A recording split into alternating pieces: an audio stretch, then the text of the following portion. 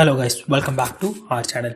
So இந்த வீடியோ பார்க்க போகிறதுக்கு முன்னாடி நம்ம இந்த சேனல் நம்ம இம்ப்ரூவ் பண்ணுறதுக்கும் டெய்லி வந்துட்டு ஒவ்வொரு கண்டென்ட்டை நம்ம க்ரியேட் பண்ணுறதுக்கும் அனிமேஷன் வீடியோ நம்ம போடுறதுக்கும் நம்ம சப்ஸ்கிரைபர் வந்து ஃபண்ட் ரைஸ் பண்ணிக்கிட்டு இருக்கோம்.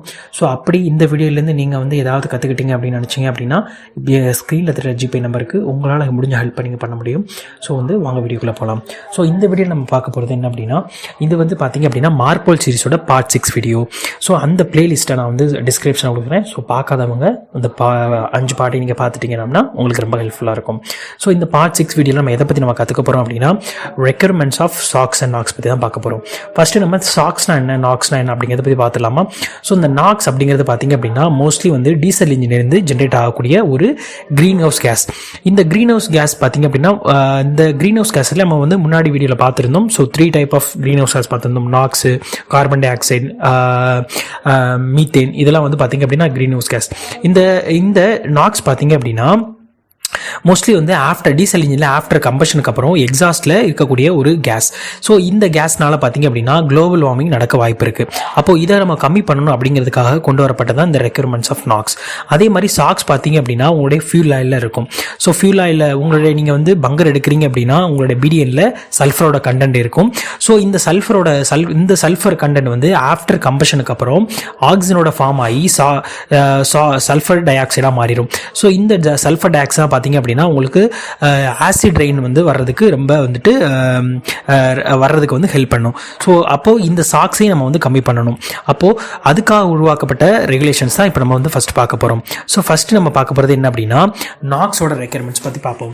ஸோ இந்த நாக்ஸோட ரெக்யர்மெண்ட்ஸில் நம்ம என்னென்ன பற்றி பார்க்க போகிறோம் அப்படின்னா, ஃபஸ்ட்டு நாக்ஸோட எமிஷன் லிமிட் பற்றி பார்க்க போகிறோம். அடுத்து இந்த நாக்ஸோட எமிஷன் வந்துட்டு மெரைன் டீசல் இன்ஜினில் என்னென்ன ரெகுலேஷன் வந்து இருக்குது அப்படிங்கிறத பற்றி பார்க்க போகிறோம்.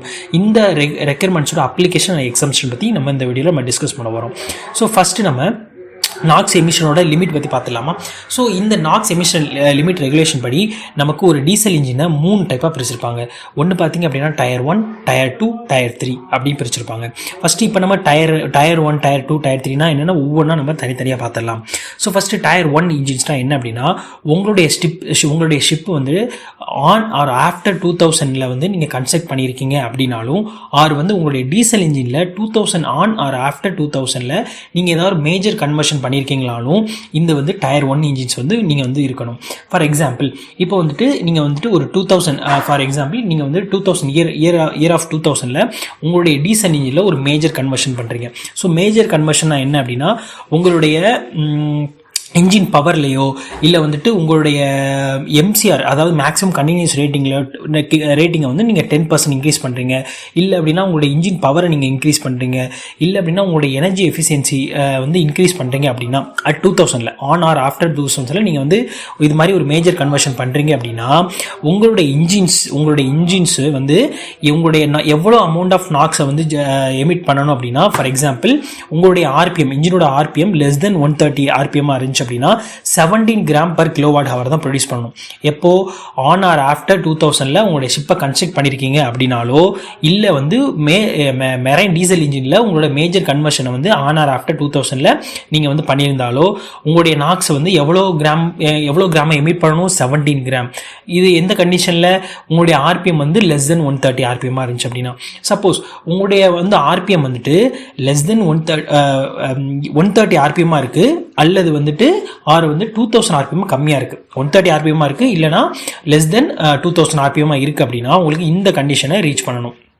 இப்போ 2000 ஆன் ஆர் ஆஃப்டர் 2000 கன்ஸ்ட்ரக்ட் பண்ணியிருந்தீங்க அப்படின்னா 45 × n⁻⁻0.1. ஸோ இதில் n அப்படிங்கிறது என்ன, ஆர்பிஎம். சப்போஸ் வந்து உங்களுடைய இன்ஜின்ஸ் வந்து கிரேட்டர் தென் 2000 இருக்குது அப்படின்னா உங்களுடைய நாக்ஸோட லிமிட் எப்படி இருக்கணும், 9.8 கிராம் பர் கிலோவாட் ஹவர் அப்படின்னு இருக்கணும். ஃபார் எக்ஸாம்பிள் இப்போ வந்துட்டு 2000 அடுத்து டயர் 2 பார்ப்போம். ஸோ டயர் 2 அப்படிங்கிறது என்ன அப்படின்னா, உங்களுடைய ஷிப்பை வந்துட்டு நீங்கள் ஆன் ஆர் ஆஃப்டர் 2011 அப்புறமாவோ இல்லை 2011 உங்களுடைய ஷிப்பை நீங்கள் கன்ஸ்ட்ரக்ட் பண்ணியிருக்கீங்க அப்படின்னாலோ, அல்லது வந்து உங்களுடைய மெரைன் டீசல் இன்ஜினில் மேஜர் கன்வர்ஷனாக ஆன் ஆர் ஆஃப்டர் 2011 வந்து நீங்கள் பண்ணியிருந்தாலோ உங்களுக்கு டயர் 2 இன்ஜின்ஸை நீங்கள் வந்து யூஸ் பண்ணணும். ஃபார் எக்ஸாம்பிள் மேஜர் கன்வர்ஷன் நான் சொன்ன மாதிரி தான். ஸோ இன்ஜின் பவரை நீங்கள் இன்க்ரீஸ் பண்ணுறீங்க, இல்லை அப்படின்னா உங்களுடைய உங்களுடைய எம்சிஆர் ரேட்டிங்கை வந்து 10% இன்க்ரீஸ் பண்ணுறீங்க. இது எல்லாமே மேஜர் கன்வர்ஷன் தான். ஓகேங்களா? ஸோ அப்படி நீங்கள் பண்ணிங்கன்னா டயர் 2 இன்ஜின்ஸ் யூஸ் பண்ணணும். டயர் 2 இன்ஜின்ஸில் பார்த்தீங்க அப்படின்னா உங்களுடைய நாக்ஸ் லிமிட் எப்படி இருக்கும் அப்படின்னா 14.4 கிராம் per கிலோவாட் ஹவர் தான் இருக்கும். எதுக்கு 130 ஆர்பிஎம்க்கு கம்மியாக இருந்துச்சு அப்படின்னா, சப்போஸ் 130லேருந்து 2000 ஆர்பிஎம் கம்மியாக இருக்குது அப்படின்னா உங்களுக்கு 44 × (-0.23) இந்த ரேஞ்சில் இருக்கணும். இதில் என்னங்க அப்படிங்கிறது என்ன? ஆர்பிஎம். அதே வந்துட்டு கிரேட்டர் தென் 2000 ஆர்பிஎம் இருந்துச்சு அப்படின்னா 7.7 கிராம் இருக்கணும். ஓகேங்களா? ஸோ இந்த டயர் இப்போ மோஸ்ட் ஆஃப் த இன்ஜினில் நீங்கள் வந்து குளோபலி செயில் ஆகிற எல்லா ஷிப்லையும் பார்த்தீங்க அப்படின்னா இந்த டயர் 2 இன்ஜின்ஸ் தான் யூஸ் பண்ணியிருப்பாங்க. ஸோ உங்களுடைய டயர் 2 இன்ஜின்ஸ் தான் யூஸ் பண்ணியிருப்பாங்க. அப்போ இந்த டயர் 1 இன்ஜின்ஸ் எங்கே யூஸ் பண்ணியிருப்பாங்க அப்படின்னு நீங்கள் கேட்கலாம். ஸோ அதை வந்து வரப்போகிற சாப்டரில் நம்ம வந்து பார்ப்போம். அடுத்து பார்த்தீங்கன்னா டயர் 3. இந்த டயர் 3 பார்த்தீங்க அப்படின்னா ஈகா ஏரியாஸில் வந்து இந்த டயர் 3 இன்ஜின் தான் யூஸ் பண்ணியிருப்பாங்க. ஈகா ஏரியாஸ்னா என்ன? Emission control areas. ஸோ அது என்னென்ன ஏரியாஸ் அப்படிங்கிறத நம்ம வரப்போகிற இதில் பார்ப்போம், என்னென்ன கண்ட்ரோல் ஏரியாஸ் அப்படிங்கிறத. இப்போ இந்த டயர் 3 இன்ஜின்ஸ் பார்த்தீங்க அப்படின்னா ஈகா ஏரியாஸ்லையும், இந்த டயர் 2 இன்ஜின்ஸ் பார்த்தீங்க அப்படின்னா உங்களுக்கு அவுட் சைட் ஈகா ஏரியாஸ்லையும் யூஸ் பண்ணியிருப்பாங்க. ஸோ இந்த டயர் 3 இன்ஜின்ஸ் அப்படின்னா என்ன அப்படின்னா உங்களுக்கு இப்போ வந்து ஒரு ஷிப்பு வந்து உங்களுக்கு என்ன ஆகுது? ஈகா ஏரியா செயில் ஆகுது. ஸோ அந்த ஷிப்பு வந்து ஆன் ஆர் ஆஃப்டர் 2016 கன்ஸ்ட்ரக்ட் பண்ணியிருந்தாலோ இல்லை வந்து மெரைன் டீசல் இன்ஜினில் உங்களுக்கு மேஜர் கன்வர்ஷனாக ஆன் ஆர் ஆஃப்டர் 2016 நீங்கள் பண்ணியிருந்தாலோ அது ஈகா ஏரியாஸில் செயில் ஆச்சு அப்படின்னா உங்களுக்கு எவ்வளோ நாக்ஸ் லிமிட்டை வந்து ப்ரொடியூஸ் பண்ணணும்?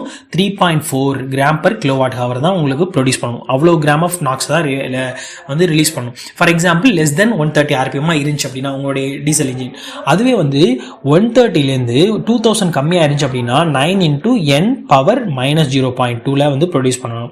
அதுவே வந்து கிரேட்டர் தென் 2000 ஆர்பிஎம் இருந்துச்சு அப்படின்னா உங்களுக்கு எவ்வளோ கிராம் ஆஃப் நாக்ஸை லிமிட் பண்ணணும் அப்படின்னா 1.96. ஓகேங்களா? ஸோ இந்த 3 இன்ஜின்ஸ் தான் இந்த நாக்ஸ் லிமிட் படி உங்களுக்கு 3 இன்ஜின்ஸ். இதில் வந்து டயர் 2 அப்படிங்கிறது குளோபலி செயில் ஆகிற ஷிப்புக்கு வந்து டயர் 2 இன்ஜின்ஸ் வந்து இருக்கும். அதே மாதிரி டயர் 3 இன்ஜின்ஸ் பார்த்தீங்க அப்படின்னா ஈகா ஏரியாஸில் செயில் பண்ணுற ஷிப்புகளுக்கு டயர் 3 இன்ஜின்ஸ் இருக்கும். டயர் 1ங்கிறத இந்த இதோட லாஸ்ட்டில் பார்ப்போம். ஸோ அடுத்து நம்ம பார்க்க போகிறது என்ன அப்படின்னா இப்போ வந்து உங்கள்கிட்ட வந்துட்டு இப்போ உங்களுக்கு ஒரு இன்ஜின் இருக்குது. அந்த இன்ஜினை உங்களுக்கு டயர் 2 இன்ஜினாக நீங்கள் கன்வெர்ட் பண்ணணும் அப்படின்னா நீங்கள் என்னென்னலாம் பண்ணலாம் அப்படின்னா உங்களுடைய கம்பஷனை நீங்கள் ஆப்டிமைஸ் பண்ணணும். ஃபார் எக்ஸாம்பிள் என்னென்ன பேராமீட்டர்ஸ்லாம் உங்களுடைய இன்ஜின் மேனுஃபேக்சர் வந்து டயர் 2 இன்ஜின்ஸாக உங்களுடைய இன்ஜின்ஸை கிரியேட் பண்ணணும், என்னென்னலாம் வந்து எக்ஸாமின் பண்ணுவாங்க அப்படின்னா ஃபியூல் இன்ஜெக்ஷன் டைமிங்கை சேஞ்ச் பண்ணுவாங்க, ஃபியூல் இன்ஜெக்ஷன் ப்ரெஷரு, அடுத்து ரேட் ஆஃப் இன்ஜெக்ஷனு, அடுத்து ஃபியூல் நாசிலோட ஃப்ளோ ஏரியாவை வந்து சேஞ்ச் பண்ணுவாங்க, எக்ஸாஸ்ட் வால்வோட டைமிங் சேஞ்ச் பண்ணுவாங்க, அதே மாதிரி சிலிண்டர் கம்ப்ரெஷனோட வேல்யூம் வந்து சேஞ்ச் பண்ணி உங்களுடைய இன்ஜின் மேனுஃபேக்சர் என்ன பண்ணுவாங்க அப்படின்னா உங்களுடைய டயர் 2 ஸ்டாண்டர்டாக கொண்டு வருவாங்க உங்களுடைய இன்ஜின்ஸில். ஸோ நெக்ஸ்ட் நம்ம பார்க்க போகிறது இந்த ரெகுலேஷன், அதாவது இப்போ நான் சொன்ன ரெகுலேஷன் இருக்கு இல்லையா, லிமிட்ஸ் நான் சொன்னேன் இல்லையா, அந்த டயர் 1, டயர் 2, டயர் 3 அதெல்லாம் எந்தெந்த ஷிப்புக்கு அப்ளிகபிள் ஆகும் அப்படிங்கிறத இப்போ நம்ம பார்ப்போம். ஃபர்ஸ்ட் பார்த்தீங்க அப்படின்னா it applies to diesel engines having power output greater than or equal to 130 kilowatt. ஓகேங்களா? 130 kilowatt which are install or undergo major conversion on or after 1/1/2000. For example உங்கள்கிட்ட வந்து ஒரு இன்ஜின் இருக்கு, அந்த இன்ஜினோட அவுட்புட் பார்த்தீங்க அப்படின்னா 130 கிலோவாட்டுக்கு மேலேயோ இல்லை 130 கிலோவாட்லையோ இருக்குது அப்படின்னா இந்த ரெகுலேஷன் வந்து அப்ளிகபிள் ஆகும். இப்போ நான் சொன்ன ரெகுலேஷன் வந்து அப்ளிகபிள் ஆகும். இல்லை உங்களுடைய இன்ஜின்ஸ் வந்து 2000 on or after 2000 major conversion நீங்கள் பண்ணியிருக்கீங்க, நான் முன்னாடி சொன்ன மாதிரி தான் எக்ஸாஸ்ட் வால் டைமிங்லேயோ இல்லை வந்துட்டு நீங்கள் வந்து இன்ஜின் பவரையோ நீங்கள் வந்து ஏதாவது வந்து நீங்கள் வந்துட்டு மேஜர் கன்வர்ஷன் பண்ணியிருக்கீங்க அப்படின்னா ஸோ அதுதான் மேஜர் கன்வர்ஷன் அப்படிங்கிறது. ஸோ அப்படி நீங்கள் பண்ணியிருந்தீங்க அப்படின்னா உங்களுக்கு நான் சொன்ன இந்த ரூல் வந்து உங்களுக்கு அப்ளிகபிள் ஆகும். அடுத்து நம்ம பார்க்க போகிறது இந்த ரூல் வந்து இதுக்கெல்லாம் அப்ளிகபிள் ஆகாது. ஸோ நம்ம 130 கிலோவாட்டு கிரேட்டர் தென் 130 கிலோவாட்டாவோ இல்லை வந்து ஈக்குவல் டு 130 கிலோவாட்டாவோ இருந்துச்சுன்னா உங்களோட டீசல் பவர் இருந்துச்சு அப்படின்னா அந்த ரூல் அப்ளிகபிள் ஆகும். அதே மாதிரி நீங்கள் வந்துட்டு on or after 2000 major conversion உங்களுடைய டீசல் இன்ஜினில் பண்ணியிருக்கீங்க அப்படின்னா அதுக்கும் பார்த்தீங்க அப்படின்னா இந்த ரூல் வந்து அப்ளிகபிள் ஆகும். ஸோ இந்த ரூல் எதுக்கெல்லாம் அப்ளிகபிள் ஆகாது அப்படின்னா உங்களுடைய டீசல் இன்ஜினையோ உங்களுடைய லைஃப் போர்ட் இன்ஜினையோ எமர்ஜென்சிக்காக நீங்கள் யூஸ் பண்ணுறீங்க. ஃபார் எக்ஸாம்பிள் எமர்ஜென்சி ஜென்ரேட்டரோட டீசல் இன்ஜினாக இருக்கட்டும், லைட் போட்டோட இன்ஜினாக இருக்கட்டும், இதுக்கெல்லாம் வந்து எமர்ஜென்சி தானே, எமர்ஜென்சி டைமில் தான் யூஸ் பண்ணுவோம். ஸோ இந்த மாதிரி என்ஜின்ஸ்க்கு இந்த அப்ளிகேஷன் நம்ம யூஸ் பண்ண தேவையில்லை. இந்த அப்ளிகேஷன் இந்த லிமிட்ஸ் வந்து நம்ம எதுவுமே யூஸ் பண்ண தேவையில்லை. நாக்ஸ் வந்து இவ்வளோ தான் இருக்கணும், டயர் 2 இன்ஜின்ஸாக நீங்கள் யூஸ் பண்ணணும், டயர் 3 இன்ஜின்ஸாக யூஸ் பண்ணணும் அப்படிங்கிற எந்த ஒரு ரெகுலேஷனுமே கிடையாது. அதே மாதிரி உங்களுடைய ஷிப்பு பார்த்தீங்க அப்படின்னா உங்களுடைய ஃபிளாக் ஸ்டேட்டோட ஜஸ்டிக்ஷனில் மட்டும்தான் உங்களுக்கு வந்து சேல் ஆகிட்டு இருக்கு. ஸோ உங்களுடைய ஃப்ளாக் ஸ்டேட்டில் மட்டும்தான் உங்களுக்கு வந்து இந்த ஷிப் வந்து செயில் ஆகிட்டு இருக்கு அப்படின்னா உங்களுக்கு இந்த ரூல் வந்து யூஸ் பண்ண தேவையில்லை.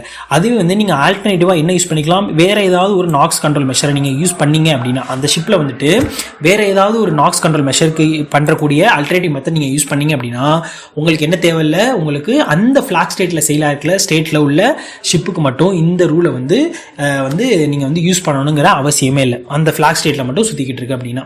தேர்ட் அப்ளிகேஷன் பற்றி பார்ப்போம். So flag state may exempt the application of this regulation if the diesel engine is install or if the engine undergoes major convention before 1905. அதாவது இப்போ நம்ம என்ன சொன்னோம், 2000லேயோ 2000க்கு அப்புறமோ நமக்கு மேஜர் கன்வென்ஷன் பண்ணியிருந்தீங்க அப்படின்னா உங்களுக்கு இந்த ரெகுலேஷன் வந்து அப்ளிகபிள் ஆகும் சொல்கிறோம். ஆனால் இங்கே என்ன சொல்கிறாங்க, ஃப்ளாக் ஸ்டேட் வந்து இந்த அப்ளிகேஷனை வந்து எக்ஸம்ட் பண்ணலாம். என்ன கண்டிஷனில் வந்து இருக்கணும் அப்படின்னா உங்களுடைய இன்ஜின்ஸ் வந்து 2005க்கு 5லையோ இல்லை வந்து 2005க்கு அப்புறமோ உங்களுக்கு மேஜர் கன்வர்ஷன் பண்ணியிருந்தீங்க அப்படின்னா உங்களுடைய ஃப்ளாக் ஸ்டேட் வந்து இந்த அப்ளிகேஷனை எக்ஸம்ட் பண்ணலாம். ஆனால் எந்த கண்டிஷனில் இருக்கணும் அப்படின்னா உங்களுடைய ஷிப் வந்துட்டு engage in voyage to ports or offshore terminal within the state of the flag. So அந்த ஸ்டேட் ஆஃப் ஃப்ளாக்ல அந்த ஃப்ளாக் ஸ்டேட்டில் உள்ள ஸ்டேட்டில் உங்களுக்கு வந்து உங்களுடைய ஷிப் வந்து போர்ட்ஸ்லையோ இல்லை ஆஃப் ஷோர் டெர்மினல்ஸ்லையோ செயில் ஆகிட்டு இருந்துச்சு அப்படின்னா உங்களுடைய ஷிப்பில் வந்து மேஜர் கன்வர்ஷன் பண்ணுறீங்க. ஸோ 2000 முன்னாடி நீங்கள் மேஜர் கன்வர்ஷன் பண்ணியிருந்தால் மட்டும் போதும் உங்களுக்கு இந்த அப்ளிகேஷன் வந்து எக்ஸம்ட் அதாவது இந்த அப்ளிகேஷன் நீங்கள் யூஸ் பண்ண தேவையில்லை. ஓகேங்களா.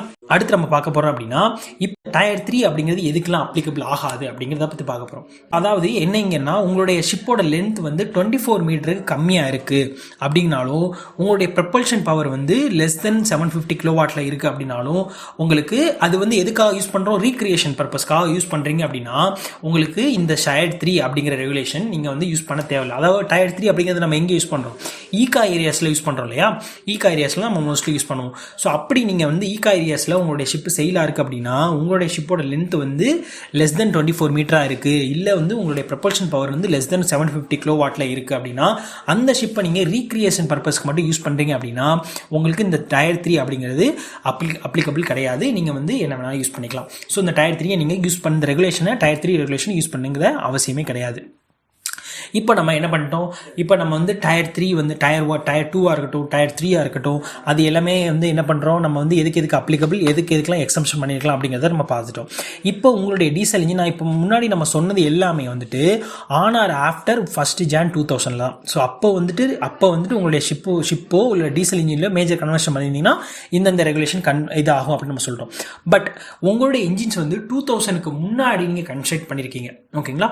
உங்களுடைய மெரைன் டீசல் இன்ஜினில் உங்களுடைய ஷிப்பில் வந்துட்டு 2000க்கு முன்னாடி நீங்கள் உங்களுடைய மெரைன் டீசல் இன்ஜினை இன்ஸ்டால் பண்ணிட்டீங்க அப்படின்னா அப்போது நீங்கள் என்ன பண்ணணும் அப்படின்னா நீங்கள் வந்து டயர் 1 இன்ஜின்ஸில் நீங்கள் யூஸ் பண்ணணும். ஃபார் எக்ஸாம்பிள் இப்போ வந்துட்டு உங்களுடைய ஷிப்பு வந்துட்டு ஆன் ஆர் ஆஃப்டர் 1/1/1990க்கு முன்னாடி இல்லை வந்துட்டு அதுக்கப்புறமோ நீங்கள் வந்து ஷிப்பை வந்து கன்ஸ்ட்ரக்ட் பண்ணியிருக்கீங்க. அந்த ஷிப்போட பவர் அவுட்புட் பார்த்தீங்க அப்படின்னா கிரேட்டர் தென் 5000 கிலோவாட்டாக இருக்குது. அதே மாதிரி அதனுடைய என்ஜின்ஸோட டிஸ்பிளேஸ்மெண்ட் வந்து 90 லிட்டர் பெர் சிலிண்டராக இருக்குது அப்படின்னா நீங்கள் வந்து இந்த டயர் 1 அப்படிங்கிற இந்த ரெகுலேஷனை நீங்கள் வந்து யூஸ் பண்ணிக்கணும்.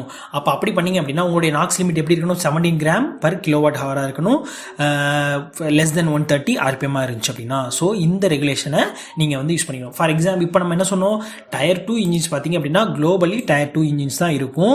அதுவே வந்து ஈகா ஏரியாஸில் டயர் 3 இன்ஜின்ஸ் யூஸ் பண்ணுவாங்க.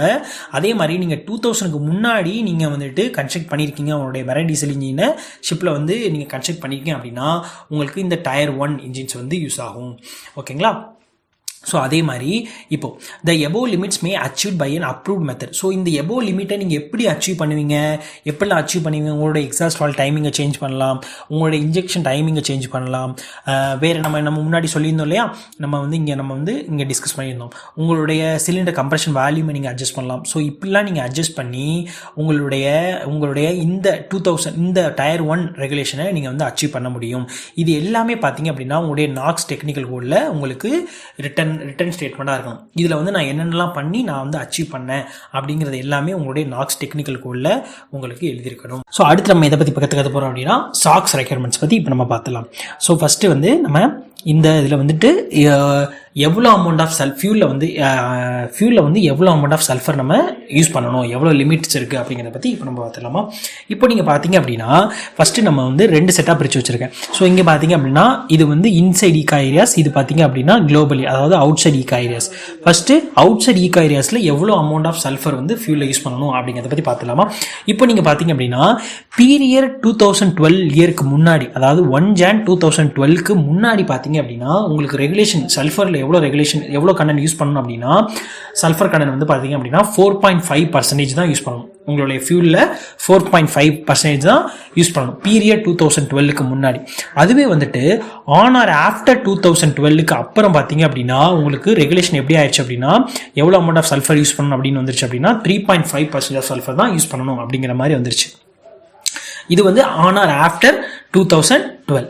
அதுவே பார்த்தீங்க அப்படின்னா ஆன் ஆர் ஆஃப்டர் 2020, அதாவது 1 Jan 2020க்கு அப்புறம் பார்த்தீங்க அப்படின்னா ரொம்ப ரொம்ப கம்மி பண்ணி 0.5% தான் நீங்கள் வந்து சல்ஃபர் தான் உங்களுடைய ஃபியூலில் யூஸ் பண்ணணும் அப்படின்னு கொண்டு வந்துட்டாங்க. இப்போ நம்ம ரீசெண்டாக ஃபியூல் எவ்வளோ சல்ஃபர் யூஸ் பண்ணிட்டு இருக்கோம் அப்படின்னா 0.5% தான் நம்ம வந்து யூஸ் பண்ணிக்கிட்டு இருக்கோம். ஏன்னா அப்படின்னா நம்ம 2025 இருக்கோம் இல்லையா. ஸோ அதே மாதிரி இப்போ வந்து அவுட் சைட் ஈகா ஏரியாஸ் பார்த்துட்டோம். அதே மாதிரி இன்சைட் ஈகா ஏரியாஸ் பார்ப்போமா. ஸோ இன்சைட் ஈகா ஏரியாஸில் 2010க்கு பீரியட் 2010 இயருக்கு முன்னாடி பார்த்தீங்க அப்படின்னா ஈகா ஏரியாஸில் 1.5% ஆஃப் சல்ஃபர் தான் நீங்கள் வந்து யூஸ் பண்ணணும் அப்படிங்கிற மாதிரி இருந்துச்சு, ஃபியூல் ஆயிலில் யூஸ் பண்ணணும் அப்படிங்கிற மாதிரி இருந்துச்சு. அதுவே வந்துட்டு ஆன் ஆர் ஆஃப்டர் 2010க்கு அப்புறம் 2010 ஆன் ஆர் ஆஃப்டருக்கு அப்புறம் பார்த்தீங்க அப்படின்னா 1% கம்மி பண்ணிட்டாங்க. 1% ஆஃப் சல்ஃபர் தான் நீங்கள் வந்து யூஸ் பண்ணணும் அப்படிங்கிற மாதிரி கொண்டு வந்துட்டாங்க. அதுவே அதுக்கப்புறம் வந்துட்டு ஆன் ஆர் ஆஃப்டர் 2015க்கு அப்புறம், ஸோ ஓகேங்களா, இது வந்துட்டு 2015க்கு முன்னாடி எப்படி இருந்துச்சு 1% ஆஃப் சல்ஃபர் தான் யூஸ் பண்ணுற மாதிரி இருந்துச்சு. அதுவே 2015க்கு அப்புறம் பார்த்தீங்க அப்படின்னா ஆன் ஆர் ஆஃப்டர் 2015க்கு அப்புறம் பார்த்தீங்க அப்படின்னா 0.1% தான் நீங்கள் வந்து சல்ஃபர் வந்து ஈகா ஏரியாஸில் யூஸ் பண்ணணும் அப்படிங்கிற மாதிரி கொண்டு வந்துட்டாங்க. இப்போ வந்து உங்களுக்கு புரிஞ்சிருக்கும்.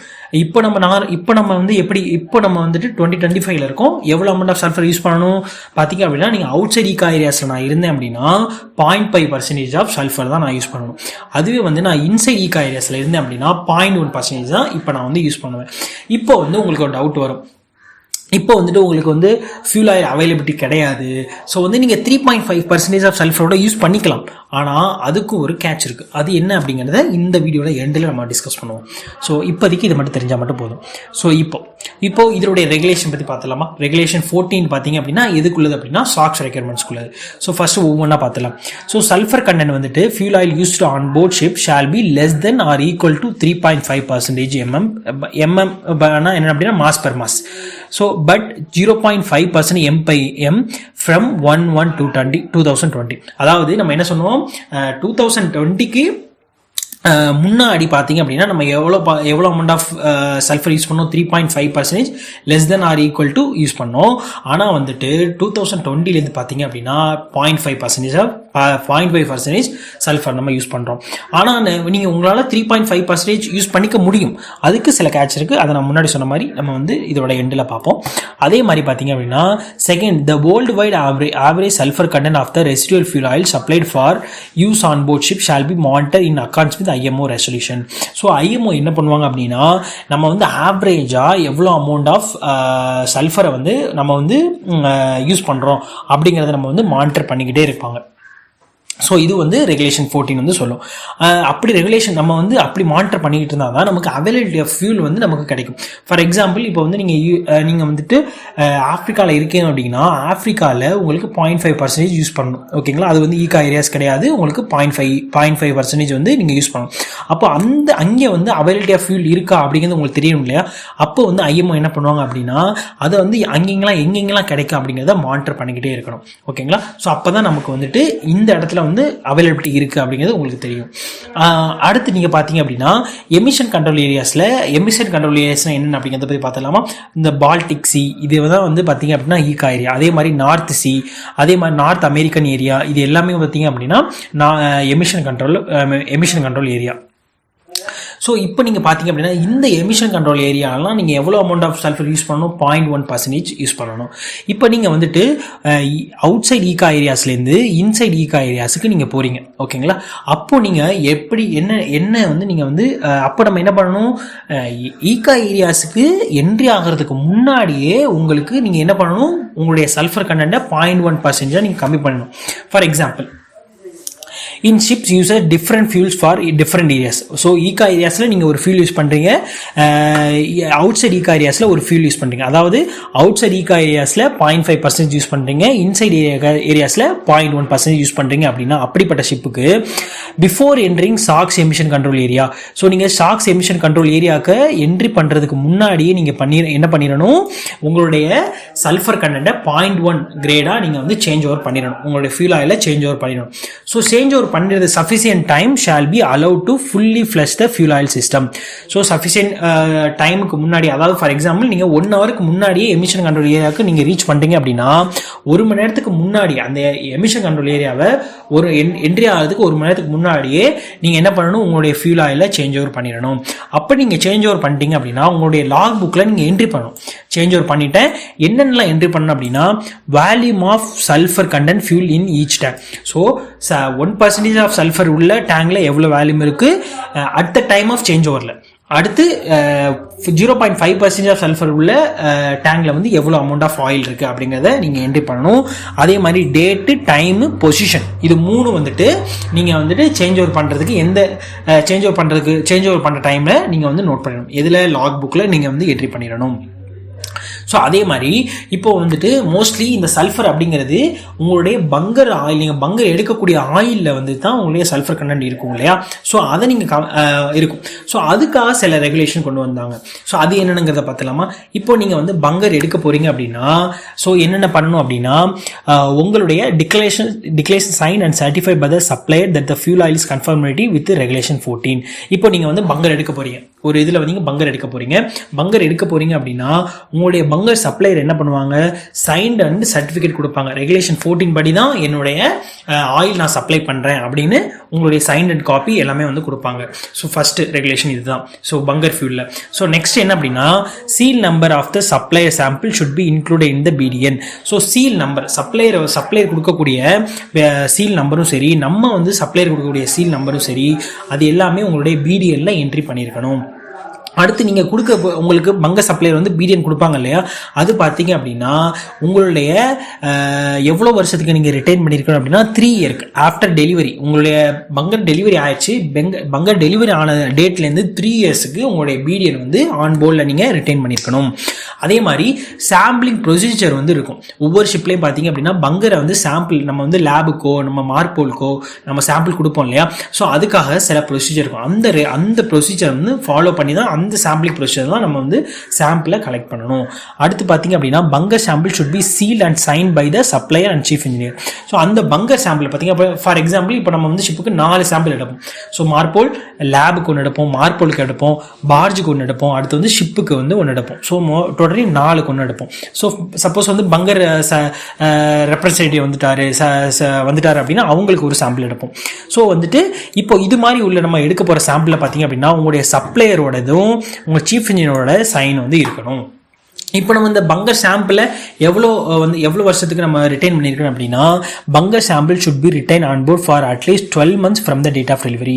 அந்த பங்கர் டெலிவரி ஆன டேட்லேருந்து 12 monthsக்கு அந்த பங்கர் சாம்பிளை நீங்கள் ரிட்டைன் பண்ணியிருக்கணும்.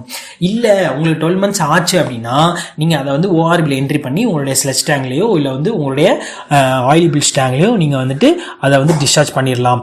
அந்த டிஸ்சார்ஜ் பண்ணதை உங்களோட ஓஆர்பியில் நீங்கள் என்ட்ரி பண்ணுற மாதிரி இருக்கும்.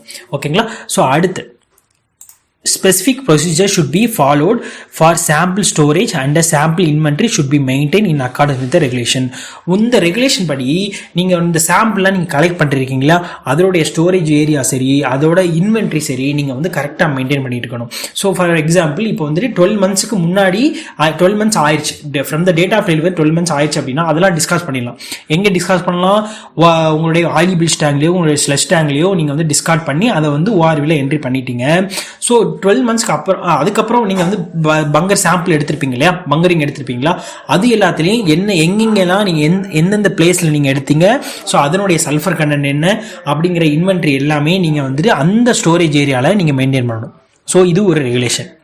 அந்த ஸ்டோரேஜ் ஏரியாவில் நீங்கள் வந்து மெயின்டைன் பண்ணுற மாதிரி இருக்கும்.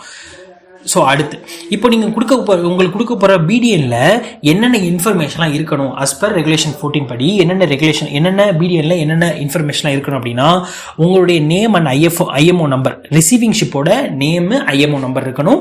அடுத்து வந்து பங்கரிங் போர்ட், எங்கே நீங்கள் பங்கரிங் எடுத்து அப்படிங்கிறது இருக்கணும். Date of bunkering, commencement and completion of bunkering இருக்கணும். அடுத்து அதனுடைய நேம், அட்ரஸ், சப்ளையரோட நேம் அண்ட் அட்ரஸ் இருக்கணும். ப்ராடக்டோட நேம், அதாவது விஎல்எஸ்ஓவா, ஐஎஃப்ஓவா, அடுத்து எம்ஜிஓவா அப்படிங்கிறது இருக்கணும். குவான்டிட்டி, நீங்கள் எவ்வளோ குவான்டிட்டி நீங்கள் வந்து பங்கர் பண்ணிங்க எடுத்தீங்க அப்படிங்கிறது இருக்கணும். அடுத்து அதனுடைய டென்சிட்டி, முக்கியமானது பார்த்தீங்க அப்படின்னா அதனுடைய சல்ஃபர் கண்டென்ட் அப்படிங்கிறது எல்லாமே உங்களுடைய பிடிஎல்ல உங்களுக்கு இன்ஃபர்மேஷன் எல்லாமே கொடுத்துருக்கணும், கண்டெயின் ஆயிருக்கணும். ஸோ அடுத்து நம்ம பார்க்க போகிறதுனால ஜென்ரல் ரெக்யர்மெண்ட்ஸ். ஸோ ஜென்ரலாக நமக்கு அதாவது அவுட் சைட் சீகா ஏரியாஸில் நம்ம என்னென்ன ரெக்யர்மெண்ட்ஸ் இருக்குது அப்படிங்கிறத போய் பார்ப்போமா. ஃபஸ்ட்டு இது பார்த்தீங்க அப்படின்னா அவுட் சைட் ஈகா ஏரியாஸ். நான் முன்னாடி சொன்ன மாதிரி தான் பீரியட் டு 1 Jan 2020 இருந்துச்சு அப்படின்னா முன்னாடி நம்ம 4.5 யூஸ் பண்ணிட்டு இருந்தோம். அதுக்கு ஆனர் ஆஃப்டர் பார்த்தீங்க அப்படின்னா 3.5 யூஸ் பண்ணோம்.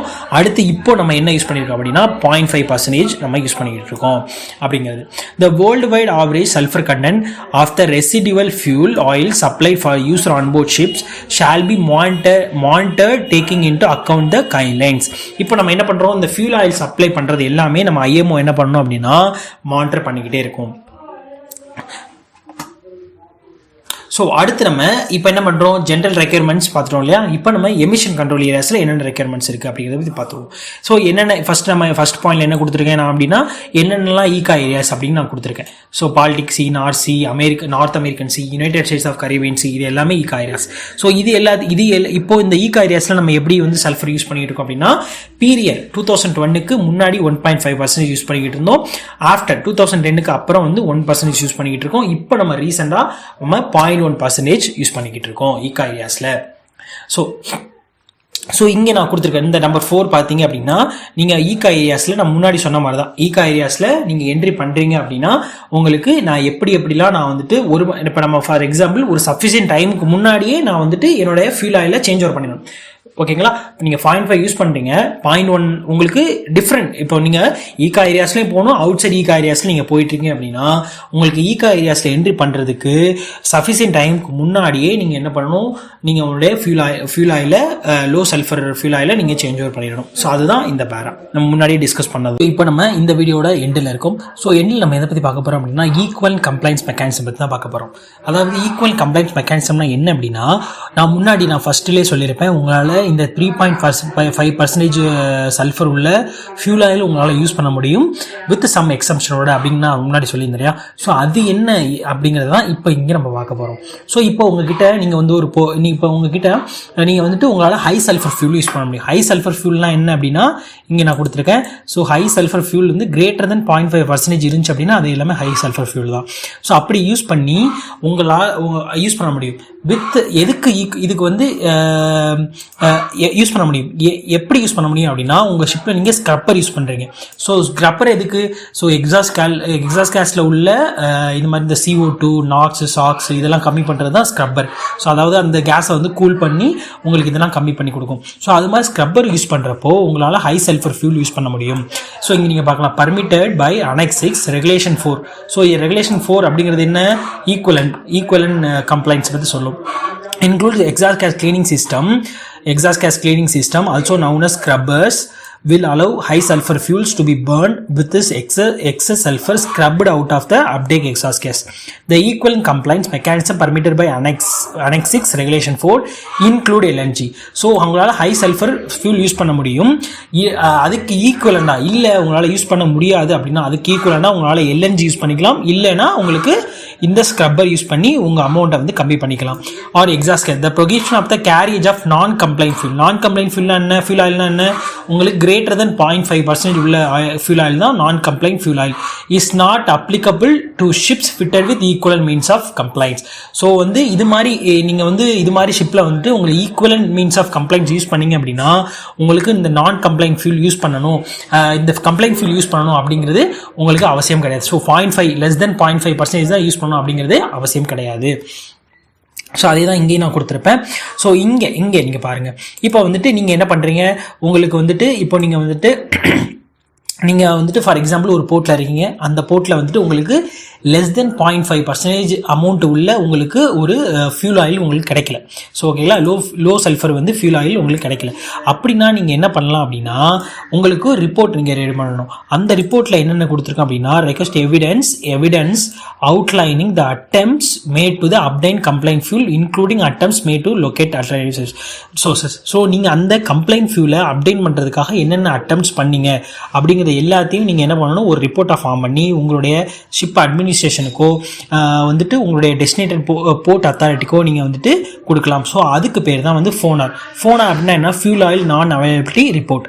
ஸோ இந்த ஃபியூல் ஆயில் நான் அவைலபிலிட்டி ரிப்போர்ட்டில் பார்த்தீங்க அப்படின்னா உங்களுக்கு அதுவும் இந்த அதாவது கம்ப்ளைண்ட் ஃபியூல் உங்களுக்கு கிடைக்கல அப்படின்னா இந்த ரிப்போர்ட்டை நீங்கள் ஃபில் பண்ணி உங்களை ஷிப் அட்மினிஸ்ட்ரேஷனுக்கோ போர்ட் அத்தாரிட்டிக்கோ அனுப்பி உங்களால் அதை வந்துட்டு இது பண்ணிக்க முடியும்.